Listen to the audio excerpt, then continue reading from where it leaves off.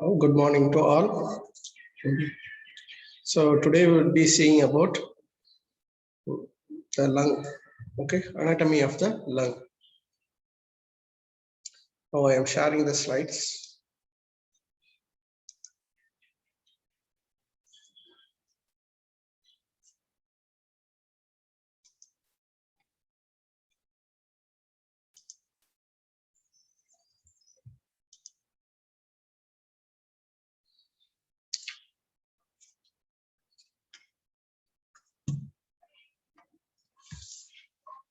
So myself, I am Anand Ramajan, Assistant Professor, Department of Anatomy, Sri Lakshminarayan Institute of Medical Sciences.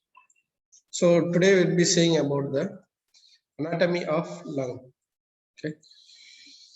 So before that, we'll see a case scenario. Okay. So what is the case scenario? So a heavy smoker, 60 years old male, visited the hospital and complains that he lost 10 kg of his weight in past 3 months and has persistent cough with blood-stained sputum. He also noticed loss of sweating on the right side of his face. On physical examination, the doctor found partial ptosis and constriction of pupils in his right eyes. X-ray chest PA view reveals a radio-opaque shadow in the apical region of the right lung. Biopsy reveals malignancy. A diagnosis of malignancy of the apex of the lung was made. Okay. Once again, I am reading the questions. A clinical scenario. A heavy smoker, 60 years old male, visited the hospital and complained that he lost 10 kg of his weight in the past 3 months and has persistent cough with blood-stained sputum. He also noticed loss of sweating on the right side of his face. On physical examination, the doctor found partial ptosis and constriction of pupil in his right eye. X-ray chest PA view reveals a radio-opaque shadow in the apical region of the right lung. Biopsy reveals malignancy. Malignancy means tumor. A diagnosis of malignancy of the apex of the lung was made. Now, what are the questions we are going to get from this clinical scenario? Enumerate the posterior relation of the apex of the lung. This is the first question. Mention the anatomical basis of loss of sweating in the right half of the face and partial ptosis and constriction of right eye. Okay. Next question. What is bronchopulmonary segment? Last, which is the most dependent bronchopulmonary segment in supine position? So once again, I am enumerating the question. Enumerate the posterior relation of the apex of the lung. Mention the anatomical basis of loss of sweating in the right half of the face and partial ptosis and constriction of the right eye. What is bronchopulmonary segment? Which is the most dependent bronchopulmonary segment in supine position? So this is the right lung. Okay, this is the lungs, not right lung, this is the lungs. So you'll be able to have the parts of the lungs are, so you'll be able to have an apex, a base. Okay, so this is your apex and this one is your base. Okay, and you would be able to have surfaces and borders. So this is your anterior border, this one is your posterior border, and below you have your inferior border. Coming towards the surface, you have costal surface, mediastinal surface, and a diaphragmatic surface. So in case of right lung, you will be able to get 3 lobes. So superior lobe, middle lobe, and inferior lobe. Okay. Whereas in case of left lung, you are going to have only 2 lobes. One is superior lobes and another one is inferior lobes. Okay. And you have the same features, but extra one thing is here on the left lung, you have cardiac nodes. Okay. And you have another process called as lingula. So this lingula represent the middle lobe of the right lung. Okay, in the left lung, the lingula represent the middle lobe of the right lung. So to say it is the third lobe.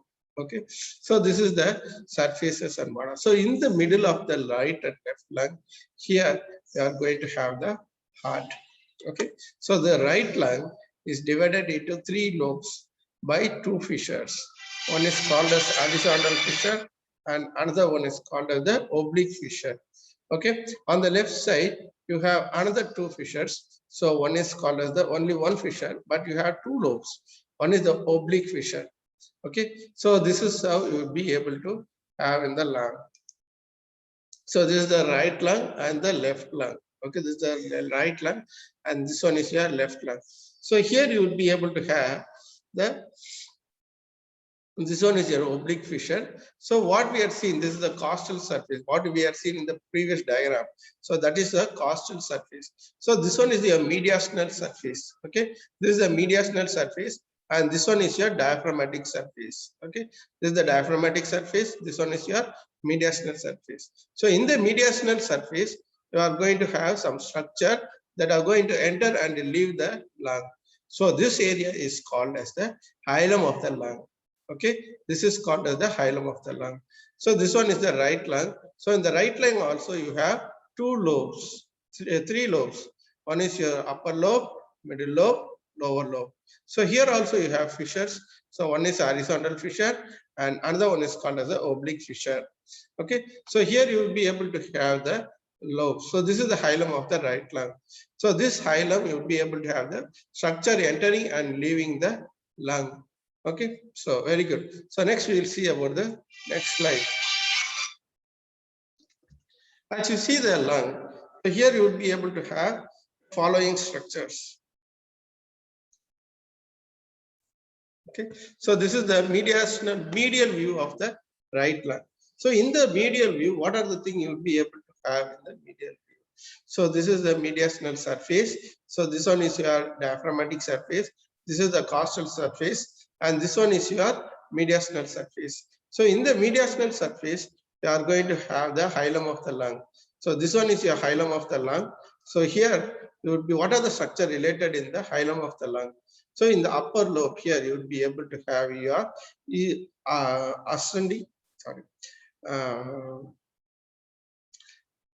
superior vena cava. So this is your superior vena cava. So here you would be able to get the superior vena cava. So this one is called as the arch of Ascayas. Okay, this impression is for the arch of Ascayas.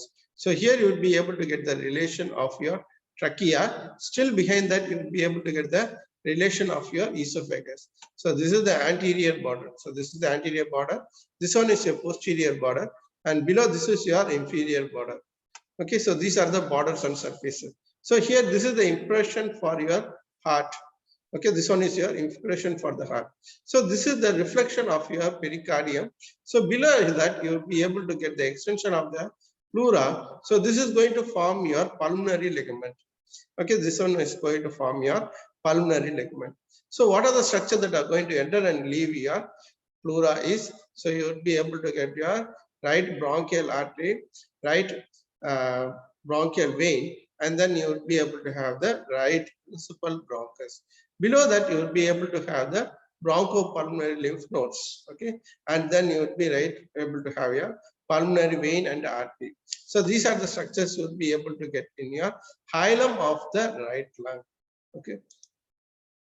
So this is the surface once again. Next, coming towards the borders and surfaces. So this one is the apex of the lung. Okay, this is the apex of the lung. So this one is your base of the lung. Okay, this is the base of the lung. So this is the anterior border.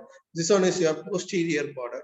This is the hilum, and this is the inferior border. This border is called as the inferior border. So whenever you are going to hold the lung in anatomical position, first you have to hold the bone lung in proper anatomical. That is, the apex should be facing towards the superior aspect. The base should be facing towards the inferior aspect. You will be able to have the anterior and the medial border facing towards the medial aspect, inferior border in the lateral aspect, inferior aspect. Never identify the lung based upon the lobes and fissures. Okay, never identify the lung based upon the lobes and fissures. You should always keep the lung in anatomical position. First, you have to keep the apex above, base below. Then you have to keep the anterior border in the anterior aspect, posterior border the posterior aspect, medial surface towards the medial aspect, and the inferior surface or diaphragmatic surface towards the base. Okay, so this is how you have to hold the lung in anatomical position and identify the lung, or whether it is right or left side. Lastly, only you have to tell about the fissures. One is the horizontal fissure and the oblique fissure.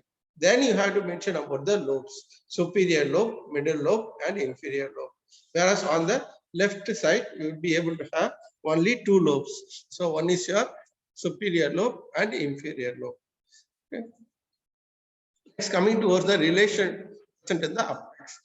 So here you will be able to get number of structures that are going to enter and leave the thorax. So they are also going to get related towards the lung. For example, what are the structures? So from the medial aspect, so from you'll be able to get, here I am going to be showing you. So this is the inferior vena cava. Okay. So this is the inferior vena cava. From superior vena cava. From there you have your right subclavian vein and your internal jugular vein. So these are going to form and they are going to drain into your superior vena cava. Okay, next to that you have your brachiocephalic trunk, which is going to divide into your right common carotid and right subclavian. Like that, you will be able to have on the left side, you will be able to have your left subclavian and left common carotid. Okay, behind that you have some important nerves. So what are the nerves you will be able to have in this area is, you will be able to get your phrenic nerve, vagus nerve, and then your sympathetic chain. So these are the structures that have been related in the posterior aspect of the apex of the lung. Okay, so here you will be able to see the structures. Okay, so these are the structures. So here you will be able to get your superior vena cava, which is been divided, which has been drained by your internal jugular vein and left subclavian vein. This is the arch of aorta. So from there you will be able to get your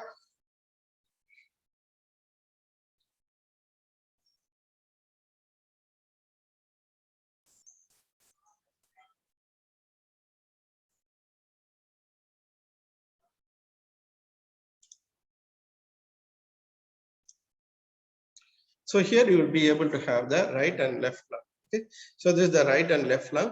So here you will be able to get the branches, vessels that are being entering. So these are the structures that are going to enter into your thorax, inlet of the thorax. Okay. So next, coming towards the mediastinal surface. So this is the mediastinal surface. So this is the image of the mediastinal surface of the right lung. So this is the superior vena cava. Below you have the inferior vena cava. Above the hilum, there you will be able to have your arch of Ascaygas. So this one is your arch of Ascaygas, which is going to connect your superior vena cava and inferior vena cava. Like that, on the left side, you have your arch of aorta. Just in the exam, they used to ask these questions. Okay, these are the important relation. They used to pin in this area and they used to ask structure related to the pinned area. If it is right lung, it is arch of Ascaygas. If it is left lung, it is arch of aorta. Okay, just see the width of this area. Okay, it would be larger in case of right, as larger in case of left, and smaller in case of right. Okay, so behind that you would be able to get the arch of aorta, and then you would be able to get the esophagus. Okay, and still behind in both the lung you will be able to get the trachea. Okay, that is the upper aspect alone, not in the lower aspect. Okay, so here you will be clearly able to mark the difference. So this one is your superior vena cava. Here you will be able to get the inferior vena cava. So this one is your arch of Ascaygas, and here you would be able to get. So this is the arch of aorta. This is right lung, and this one is left lung. So in front of here in this area, you will be able to get the esophagus. Okay, so this one is the space for your heart. Okay, this is the space for the heart. So this is the inferior part. This is the hilum of the lung. Okay, this is the hilum of the lung. So next important thing, we are seeing the external features of the lung. Now we are going to see the inner aspect of the lung. So as you see, enter into the trachea, it is going to divide into two. One is the right principal bronchi and left principal bronchi. So these bronchi are going to divide the right one, that is the superior lobe. It is going to divide into 1, 2, 3, that is the upper, middle, and lower. Okay, like that, the middle one is going to divide into two, anterior, posterior, and the lower end is going to once again divide into 5 segments. Like that, on the left side also, you'll be able to have only 2 bronchi, 2 lobes. So the division is also in that same manner. Okay. So in this, as you see the right and the left bronchi, the right main bronchi is 5 centimeter long, wider and shorter, and more vertical than the left one. Okay, whereas the left bronchi is 5.5 centimeter longer, 2 to 3 centimeter narrower than the right main bronchi. Okay, then it makes the right one makes an angle of 25 to 30 degrees with the corneas, and the left one makes a more horizontal and makes an angle of 45 degrees with the trachea. So as you see the cornea, so it is the most sensitive part in the trachea. So any foreign bodies, as it gets locked up, it will be immediately be projected up. Okay. So this is the lobes of the right lung. So as you see the lobes, you will be able to get the apical lobe, anterior lobe, posterior lobe. The upper lobe is divided into 3, apical, anterior, posterior. The middle lobe is divided into 2. One is the lateral and medial. The lower lobe is being divided into another 3. That is your apical, superior, anterior, lateral, posterior, and a medial one. Okay, the medial one is not mentioned, but here also you have a medial one. Likewise on the left side. Okay, so here it has been nicely demarcated with coloring. So apical, anterior, posterior lobe, and below you will be able to get the medial and lateral lobe. And as you come in the lower aspect, so you will be able to get the superior, medial, lateral, posterior. Okay, anterior, posterior, lateral, and medial. The medial is in the inner aspect. Okay, so this is in case of both the right as well as on the left lung.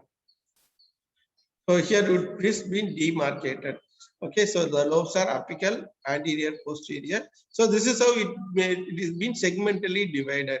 The lobes of the lung is being segmentally divided. So for each lobes, you will be able to have the lobar bronchi. Okay, you will be able to have the lobar bronchi.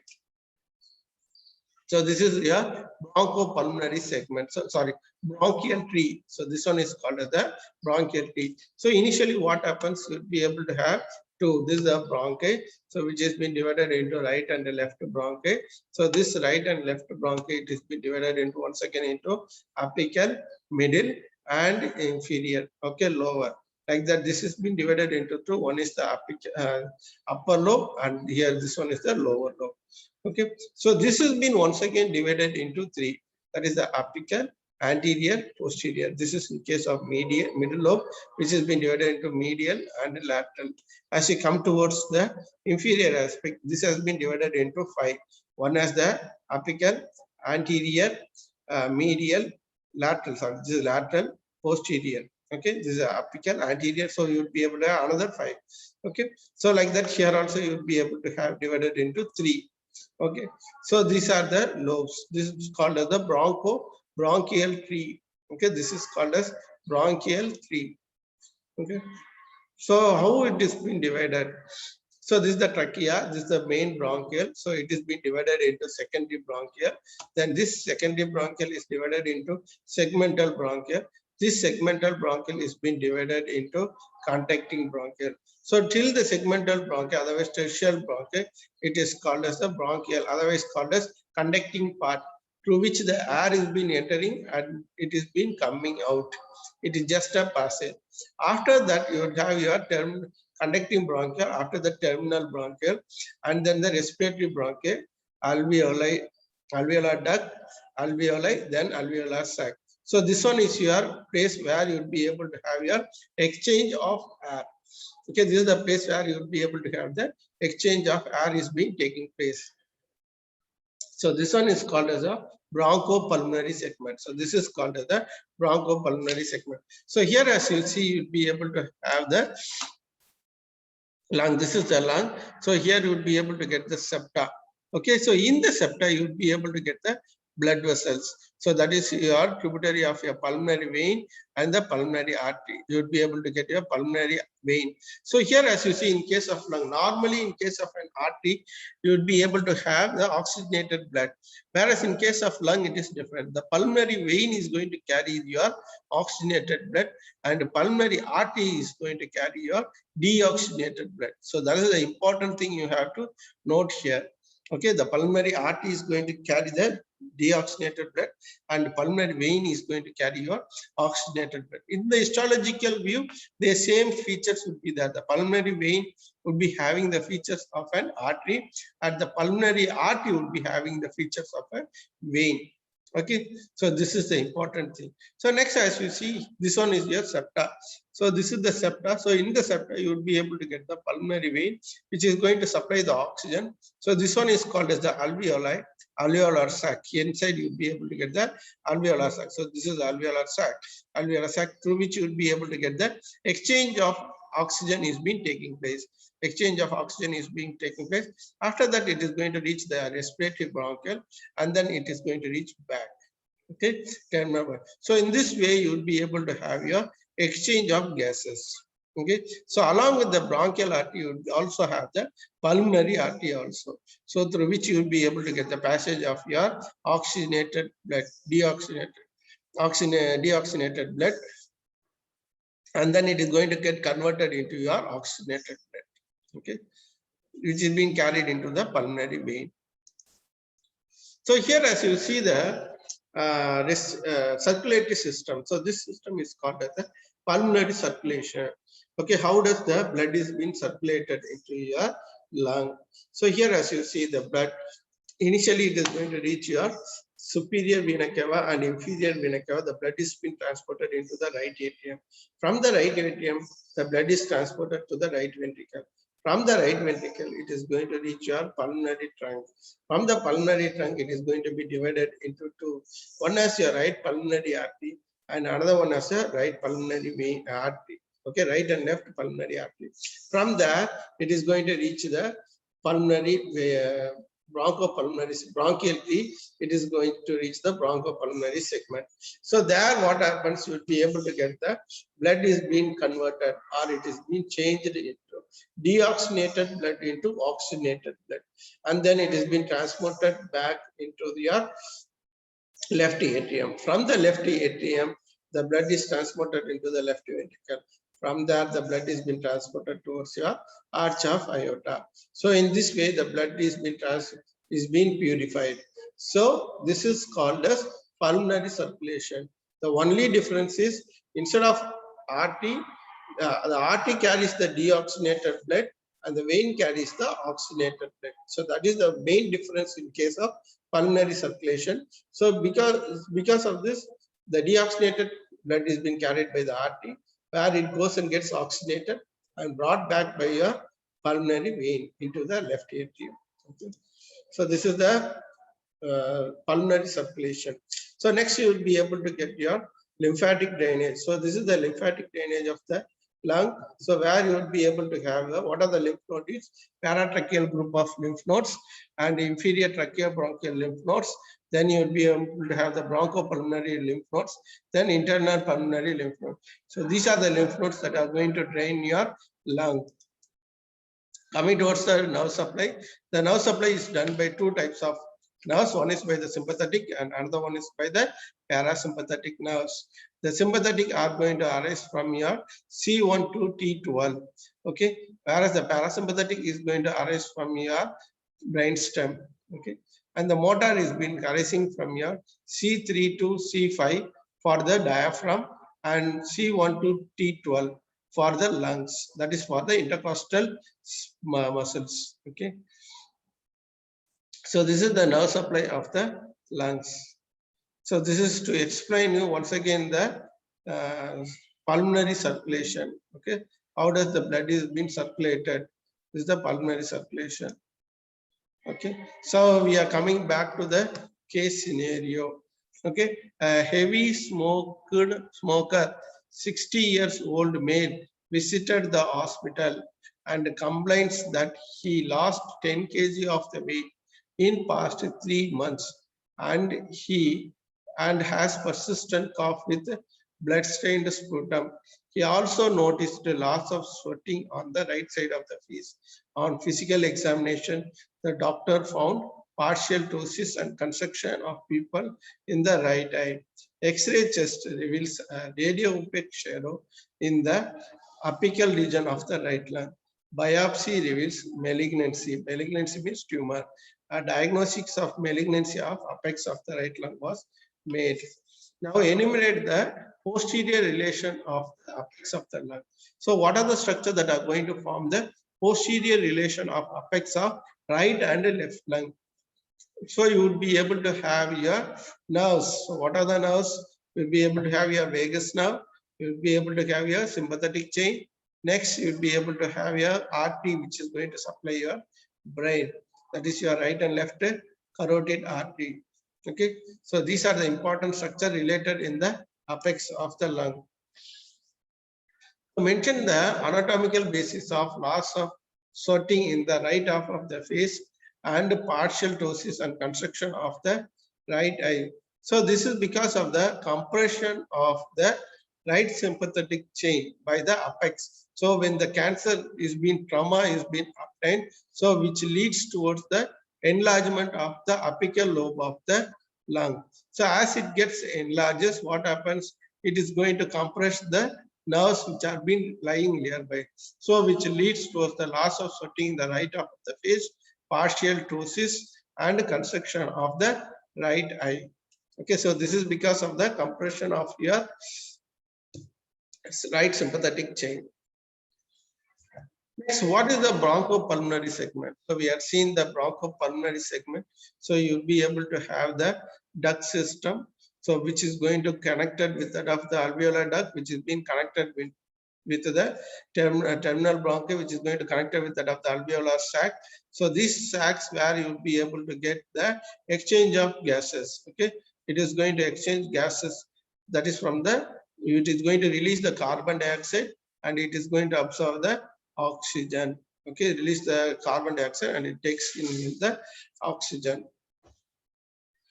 So which is the most dependent bronchopulmonary segment in the supine position?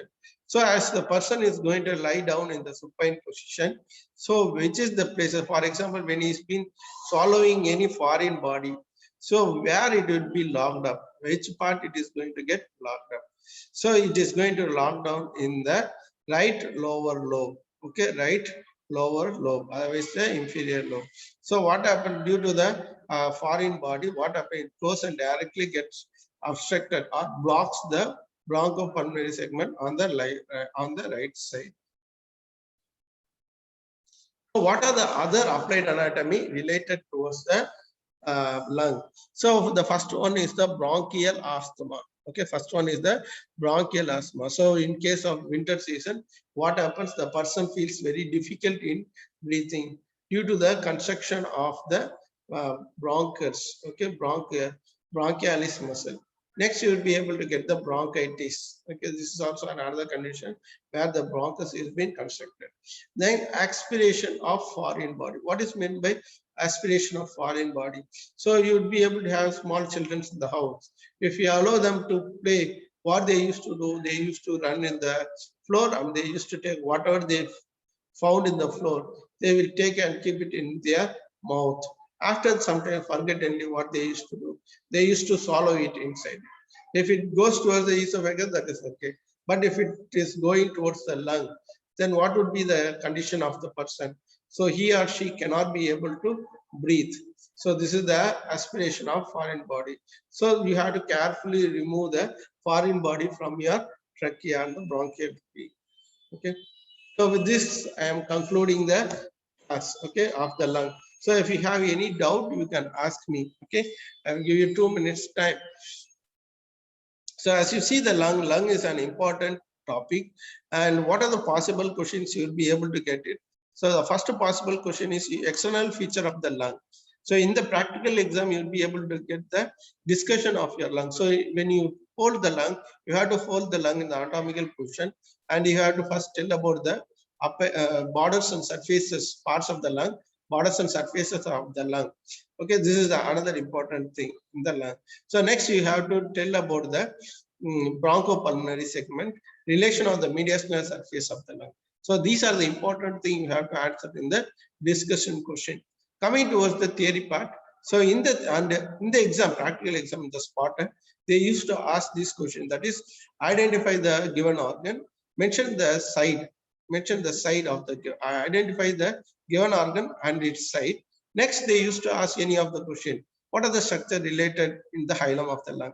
Otherwise, identify the structure passing and entering into the Pindi area, like that they used to ask. So the first thing would be the lung as well as its side, which side it belongs to, whether right or left.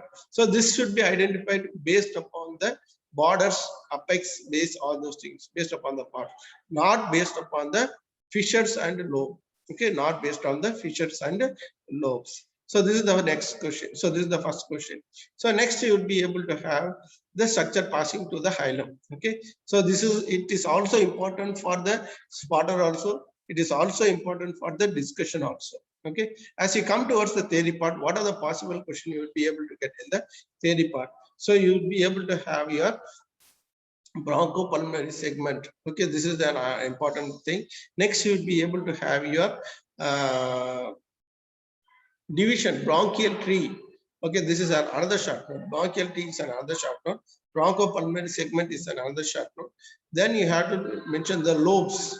What are the structure related to the how the lobes is being divided? This is another question. Okay, so these are the possible questions you will be able to get in that. Now, apart from that, you have your histology. There also you will be able to have your thing. So you'll be able to get the histology of the lung and histology of the trachea. So these are the two possible questions you'll be able to get in the lung. Okay, so never leave the lung. So even though in the second paper you have your head and neck, thorax and neuroanatomy, thorax is the most smallest part, okay, of all. So in that you will be able to have one essay in the second paper.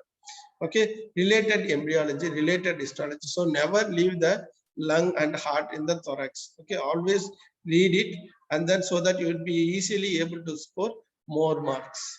Okay, okay. Thank you for patient listening. So with this, I conclude my class.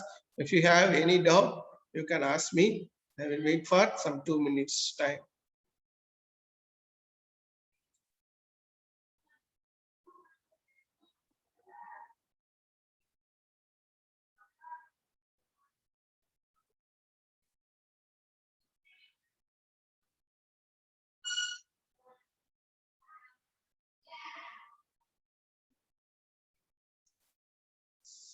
Okay, thank you very much.